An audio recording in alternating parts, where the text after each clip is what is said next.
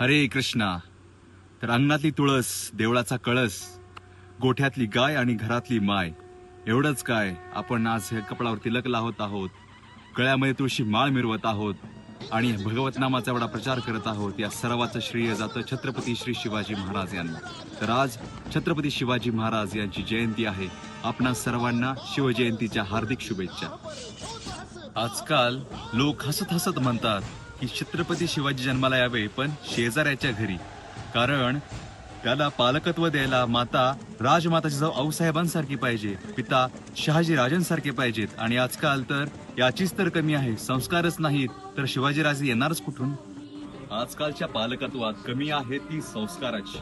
राजमाता जिजाऊ आऊसाहेबांनी छत्रपती श्री शिवरायांना रामायण आणि महाभारताचे धडे दिले.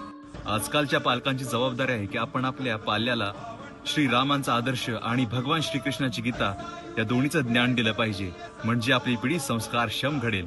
आणि जिथे संस्कार असतील, जिथे धर्म असेल, तिथेच खरी शिवजयंती असेल.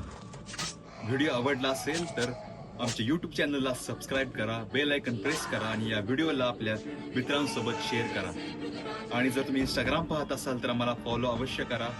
भेटूया पुढच्या व्हिडिओमध्ये. तोपर्यंत सर्वांना हरे कृष्ण. मी आपला सर्वांचा गोपाल गुप्तास.